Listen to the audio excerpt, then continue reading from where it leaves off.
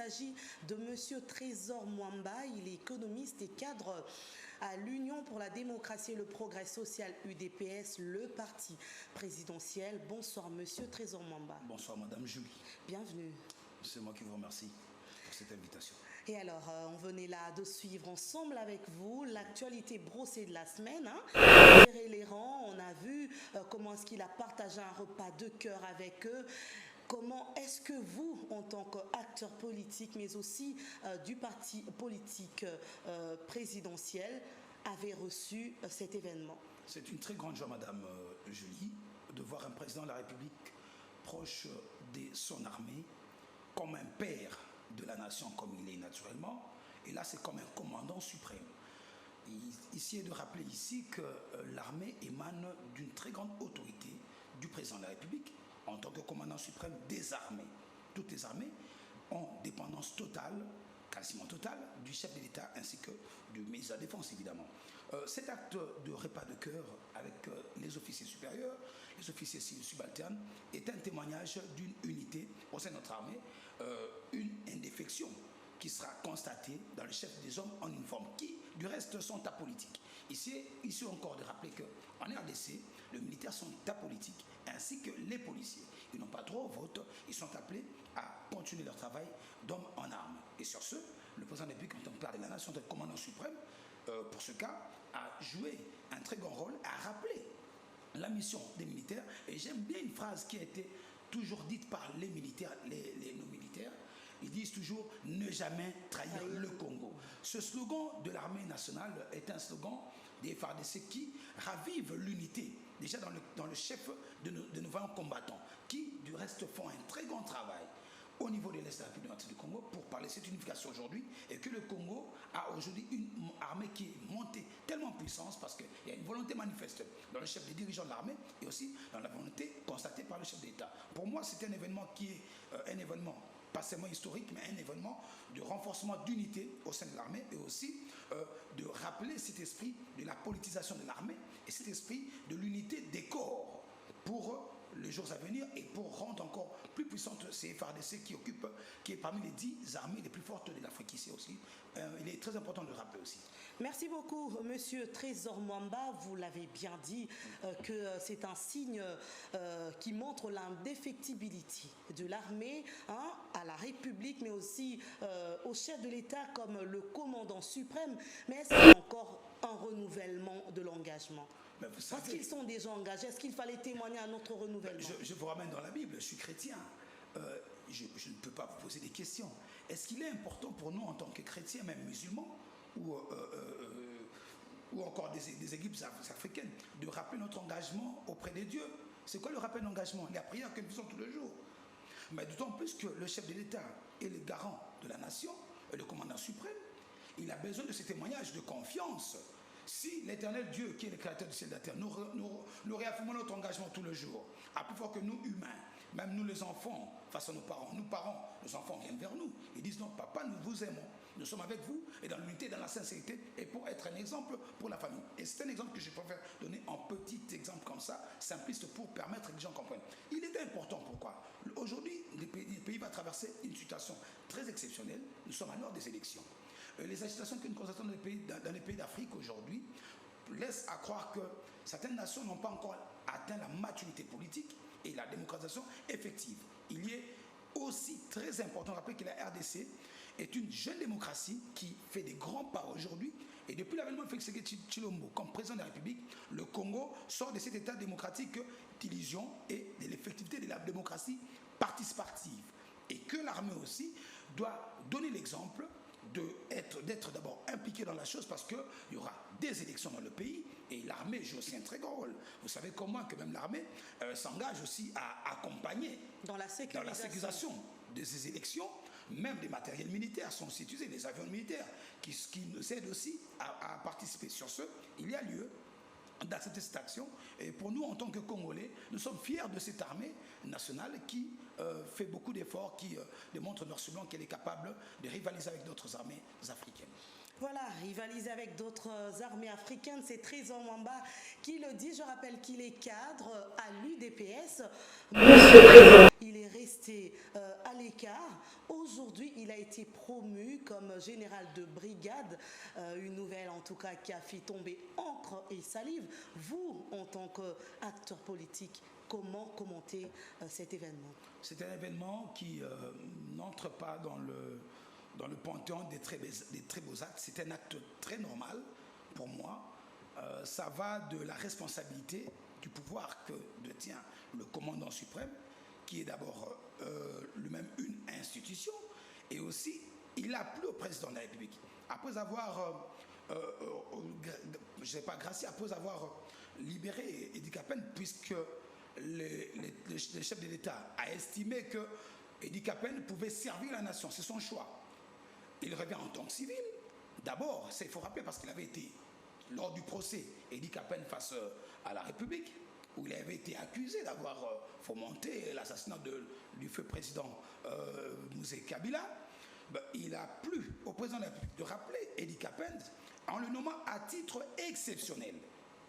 Et je ne suis pas juriste, mais je crois que ce titre exceptionnel, ça va du pouvoir du président de la République de choisir une personnalité, de placer à un certain degré pour rendre service à sa nation. Déjà que j'ai suivi Edi Kapen lors de sa sortie, qui disait, et je retiens une phrase, il dit « Je suis disposé à pouvoir servir ma patrie. Parce qu'en âme et conscience, je ne suis pas impliqué quant à cette question. » Et il a plu au président de la République. Je ne sais pas, moi, juger le choix du président de la République. Je ne peux que saluer le choix de ce Congolais, de père et de mère, évidemment, pour faire son travail comme militaire. Et il est comme ça nommé comme général de brigade, le patron de la 22e région militaire qui couvre le Grand Katanga et toutes les provinces du Katanga d'avant. Donc pour moi, c'est un acte salué. Et ce n'est pas Edi Kapen qui venait d'être nommé. J'ai vu qu'il y a eu avancement en grade. J'ai suivi le général Chiwewe, que je félicite en passant, ainsi que le général Richard Kassonga, passé aussi général plutôt lieutenant général de l'armée. Donc c'est un acte qui va du pouvoir du président de la République. En tant que civil, je ne sais pas trop rentrer dans ton jugement. Vous savez, la question militaire sécuritaire, j'en profite pour le dire ici, que ce sont des questions très sensibles que d'aucuns parmi tous les Congolais devraient savoir qu'on ne peut pas trop s'aventurer dans des questions sécuritaires. Ces affaires de sécurité, l'armée, pour les nominations, nous saluons cette nomination. Nous crois que M. Edi Kapen va faire réellement sa bonne mission et de ne jamais trahir le Congo, comme le dit le second militaire. Et alors, là, on va dire que c'est le pouvoir discrétionnaire du chef de l'État. Il a opéré son choix judicieux parce que c'est le garant de la nation et le commandant suprême. Mais plusieurs dans l'opinion sont ceux qui disent que c'est juste au lendemain des menaces de John Numbi. Est-ce qu'il y a une certaine peur qui ferait que l'on puisse promouvoir certains généraux aujourd'hui? Je crois qu'on ne devrait pas entrer dans le clientélisme quant à cette question. John Numbi en tant que... Parce qu'il faut rappeler que John Numbi est un général déchu des armées. Il a été radié de l'armée, à ce que nous comprenons aujourd'hui. Monsieur Numbi, je préfère l'appeler Monsieur Numbi, Monsieur John Numbi est une personne qui est désertée. Vous savez que John Numbi est mal placé aujourd'hui pour parler de l'armée nationale, puisqu'il a déserté l'armée. Et aujourd'hui, les actions qu'a menées John Numbi dans ce pays ont été des actions de dure horreur. Et on n'a pas besoin de réveiller ou encore de remettre le couteau dans la plaie. Vous connaissez l'affaire Chebea comme moi, l'affaire Bounoudia Mayala, même l'affaire que nous avons connue au Kasaï, où il y a les grands chefs Kabona Sapou. C'est une question qui blesse les Congolais, mais aussi plusieurs exactions et aussi des terrains où on voyait, on a tué des gens, où on mettait des charniers. Des fosses communes. Des fosses communes que nous avons vues même ici à Kinshasa, à Maluku. Ce sont des questions où on n'a pas toujours des réponses quant à ces questions. Mais ce Numbi, s'il aime réellement cette patrie et qu'il a besoin de dire la vérité au Congo, qu'il vienne dans son pays, puisqu'il est congolais, qu'il vienne répondre devant la justice, parce que John Numbi est mal placé aujourd'hui de donner une morale quant à la question de l'armée. Il est un monsieur qui a été mécontent, il a voulu prendre en otage l'armée nationale, et aujourd'hui, avec un président de la République totalement démocratique, démocrate plutôt, et décidé aujourd'hui de faire d'une armée républicaine, et de nationaliser surtout les FARDC, et éviter qu'il y ait un groupe de personnes privilégiées dans les FARDC, qu'il y ait des officiers privilégiés, que tous les militaires de tout le recoin puissent être pris dans la même catégorie. C'est ça. Je crois que cette question de John Numbi ne peut en aucun cas faire peur au FARDC, moins encore à l'armée nationale, moins encore au service de sécurité de la RDC. John Numbi ne représente aucun danger, il appartient au passé. Merci. John Numbi appartient au passé. C'est Trésor Mwamba qui le dit, cadre de l'UDPS. On va prendre le processus électoral. Vous le savez comme moi, comme d'aucuns qui nous suivent, que plusieurs sont ceux qui ne croyaient pas en tout cas à l'organisation des élections. On a vu le train des élections en marche. La Commission électorale nationale indépendante a publié la liste des candidats retenus pour concourir à la magistrature suprême. C'est au total dirigé par M. Denis Kadima et toute l'équipe. Vous savez, nous avions, nous, UDPS, une position. Laquelle position concerne les préparatifs de ces élections. Le premier quinquennat vient de prendre sa fin. Nous, UDPS, je reprends en tant qu'UDPS, en tant que parti politique, que dirige M. Augustin Kabouya et toute l'équipe, est très concentré quant à ces élections. Le processus électoral, il est irréversible. La question liée au dépôt de candidature et les castings faits, ce sont des Congolais qui sont, je suppose tous Congolais, 24 Congolais, je suppose, sont allés déposer leur candidature et remplir. Pourquoi vous supposez? Puisque la Cour constitutionnelle ne s'est pas encore prononcée quant à cette question. Vous savez, on peut être Congolais de père ou de mère ou Congolais d'acquisition. Parce que je reconnais, on ne doit pas avoir honte de le dire, je reconnais là des personnes qui n'ont pas des papas congolais. Je cite en l'occurrence M. Katumbi, qui le dit tout haut. Il est fils de M. Soriano, juif grec. C'est pas moi qui le dis. Les images sont, vous êtes de la presse, vous le savez comment. Celui-là, c'est pas parce qu'il est métissé. Il y a des Congolais, des pères de mère métissés. On n'a rien contre des métis. Ben, M. Katumbi le dit clairement dans un documentaire. Il dit clairement mon père était Soriano, qui était un grec, juif. Ben, je ne sais pas quelle a été la mutation pour que l'on puisse le prendre. Et de mère qui n'est pas congolaise. Là, ce n'est pas la question. Quant à cette question des 24 candidats, je salue le travail abattu parce qu'il y a peu, en 2018, sous M. Nanga, sous le régime Kabila, on a vu des candidats récalés. Le même Katumbi a été récalé. Au-delà de lui, il y a d'autres candidats qui ont été récalés il y a peu. Aujourd'hui, Denis Kadima qui arrive, main déliée, où il n'y a pas immixation de la politique dans le casting ou encore dans la façon des dépôts de candidatures, je crois qu'il serait tôt pour nous de nous prononcer quant au nombre de candidats qui seront retenus, puisqu'il y a près de 7 jours qui vont suivre après que la Cour constitutionnelle se prononce pour décider de ceux qui sont retenus comme candidats présidents. Mais il y a de ceux qui disent déjà dans l'opinion que la CENI n'a que joué, en tout cas au Ponce Pilate, pour laisser en tout cas toute la charge à la Cour constitutionnelle. Je pense que la CENI a fait son travail, lui garanti par ses textes. Je suis défenseur du candidat numéro 20, je ne fais pas la campagne ici. Mais je tiens à rappeler que celui qui est président de la République aujourd'hui, c'est Félix Tshisekedi. Il est au numéro 20, c'est celui que moi je suis en train de porter. Et je crois qu'aujourd'hui, débattre sur certains candidats qui sont pour la majorité de l'opposition, ce serait une distraction pour nous. Nous devons croire que la CENI, qui a fini son travail, a laissé son travail entre les mains, a déposé entre les mains de la Cour constitutionnelle, qui est l'organe suprême de justice de ce pays, qui va rechecker les casiers judiciaires des uns et des autres. C'est très important de se rappeler ça. Je peux déclarer que je suis un saint, alors que sur mes tiroirs, il y a des dossiers noirs. Il y a parmi ces candidats, ceux qui sont appelés à répondre à des questions très importantes de la nation. Je cite M. Matata Pogno, qui a un dossier sous son tiroir. Le dossier Boukan Alonso est une question, moi, en tant que patriote congolais, je tiens à rappeler à la Cour constitutionnelle qu'il y a un des candidats qui n'a pas lieu d'être candidat parce qu'on a prêché par la probité morale, par l'exemplarité en tant qu'ancien gestionnaire des institutions. Passer à cette page noire, vous le savez que c'est depuis mercredi que Némoine Dantsemi a tiré sa révérence de son vrai nom, Zachary Badiengila, gourou et acteur politique de l'Union sacrée. Jusqu'avant sa mort, l'homme est décédé à l'âge de 77 ans, qui est alors celui qui se présentait comme le prophète de Bundu Diamayala à réponse dans ce portrait brossé par Jacques-Hilaire Kiachala. Et cette frontière a traversé un cimetière, de telle manière que la frontière est passée au milieu. La tête du chef coutumier de ce pays était placée du côté du Congo-Brazzaville. Chef politico-religieux de la secte politico-mystique Bundu Dia Congo, aujourd'hui Bundu Diamayala, et politicien congolais, Député national à la législature de 2006, né Mwanda Nsemi de son vrai nom, Zachary Badiengila, est né dans le territoire de Luozi, dans la province du Congo central, en 1946. Ce nom, Mwanda Nsemi, qui signifie l'esprit créateur en Kikongo, a vu le jour en 1946. Licencié en chimie, il est auteur de plus de 113 livres en français et 120 en Kikongo, dont le Makongo, un livre sacré de la religion Bukongo. Ce politicien est un personnage énigmatique bien connu sur la scène politique congolaise. Il a été sur plusieurs fronts en quête de la démocratie et d'un état de droit en République démocratique du Congo.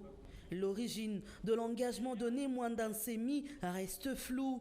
L'homme dit avoir eu des visions, se voit au départ comme l'héritier spirituel de Simon Kimbangu, prédicateur à l'origine du mouvement religieux kimbanguiste, et l'héritier politique de Joseph Kasavubu, premier président de la RDC. Deux personnalités issues comme lui de l'ex-Bas-Congo, aujourd'hui Congo central. Mwanda Nsemi prône notamment l'autonomie de sa province et promet la résurrection du royaume Congo tel qu'il s'étendait au XVe siècle, de la RDC au Gabon, en passant par l'Angola et le Congo-Brazzaville. Arrêté à l'époque du président Joseph Kabila, puis incarcéré à la prison centrale de Makala, Mwanda Nsemi a été à la base d'une évasion importante des prisonniers. Parti en cavale, puis dans le cadre de la décrispation du climat politique, il avait été approché par le CENSA et son président Joseph Olenga-Nkoy, juste au tout début de la législature actuelle. Gracié parmi tant des prisonniers du régime Joseph Kabila, il a été admis en soins psychiatriques, malade pendant un long moment. Il a tiré donc sa révérence ce 18 octobre 2023. Que son âme repose en paix.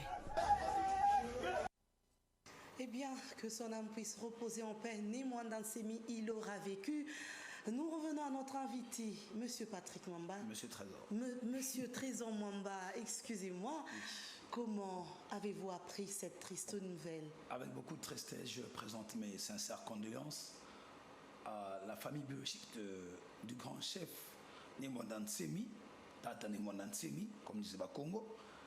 Et c'est quand même pour le monde scientifique et le monde africaniste la perte d'un grand homme, d'un grand écrivain, d'un grand poète qui a marqué son temps et son existence. Face à la mort, nul n'est plus fort que la mort. La mort est Dieu, Dieu est la vie. C'est une transformation, une mutation. Je crois qu'il restera gravé dans nos mémoires. Nous avons été contents de l'avoir connu de notre vivant. Et on racontera l'histoire de Mwanda Nsemi, comme on rencontre l'histoire de Lumumba, l'histoire de Tshisekedi, l'histoire de Kasavubu et tous les autres.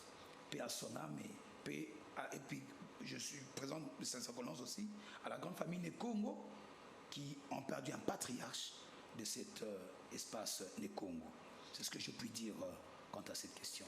Merci beaucoup. Vous avez suivi avec nous les réactions des Kinois par rapport à l'affaire Ouazalendo. C'est un tout petit peu un même esprit avec Bundu Diamayala de Mwanda Nsemi, un mouvement religieux au départ, mais aujourd'hui qui se lève dans un sursaut patriotique pour défendre le territoire congolais face au M23 du Rwanda. Vous savez, la barbarie rwandaise, je ne parle pas du M23. Moi, je parlerai du Rwanda, du RDF, de l'armée rwandaise. C'est là que je mets... je suis très choqué, je le dis, face à votre caméra d'Univers Télévision. Je m'adresse à M. Moussa Faki, le président de la Commission africaine, l'Union africaine. Je m'adresse à M. Azali Oussoumani, le président de l'Union africaine, qui doivent arrêter leur hypocrisie. Nos pères africains sont hypocrites face aux Congolais. Ils sont conscients que le Congo est agressé par le Rwanda. Aucun pays africain n'a le courage de condamner cette agression congolaise. Aujourd'hui, C'est les Nations Unies qui prennent le courage de reconnaître que le Rwandais est en train d'agresser le Congo. Mais nos pères africains n'ont pas ce courage. Et je plains cette Union africaine. Cette question de l'Est a assez perduré. Et nous pensons humblement que, grâce à Dieu, nous avons aujourd'hui un président de la République déterminé de mettre fin à cette situation de l'Est. Je salue l'action de nos frères de Wazalendo. Ce sont des Congolais qui vivent là, qui en ont marre, qui aujourd'hui ont perdu des pères et des mères et des enfants, brûlés, pillés.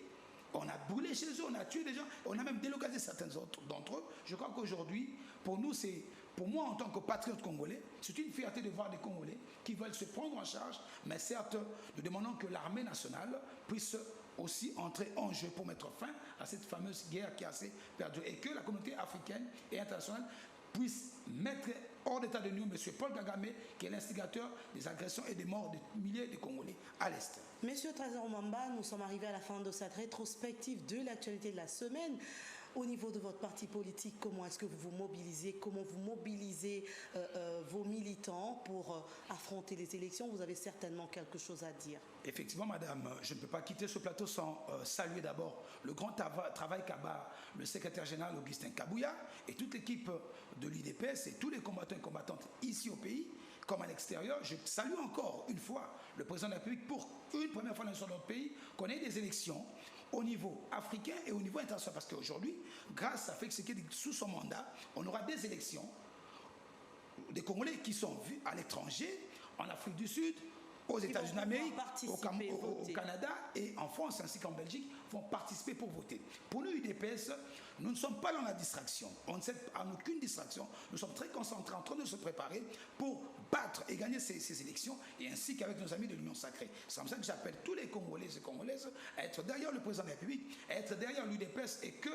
toutes les portes, toutes les maisons puissent être acquises avec ce qui est pour qu'on ait un bon mandat en 2024, qu'on ait une large majorité. Trésor Mwamba, nous ne sommes pas encore en campagne électorale. Effectivement, je rappelle seulement le sens. Je vous ai demandé comment est-ce que vous vous préparez au niveau de l'UDPS. C'est ce que je dis. Pas un appel. Je n'appelle pas. En tout cas. Mais je peux appeler. Je n'appelle pas vote. J'appelle tous les Congolais, tous les patriotes congolais, à se mobiliser ensemble derrière l'UDPS, qui est dirigé par Augustin Kabouya aujourd'hui, et qui celui-là n'est pas en train de se reposer, qui va encore continuer à battre ce grand travail qu'il a une grande charge, parce que à l'UDPS, être cadre n'est pas un privilège, c'est une charge. Puisque c'est une charge, nous tous combattants de l'UDPS, nous sommes derrière le président de la République, derrière le secrétaire général Augustin Kabouya, et en train de nous préparer pour le 20 décembre, c'est la journée fatidique où nous allons consacrer notre champion, que je tiens le nom, c'est le 20.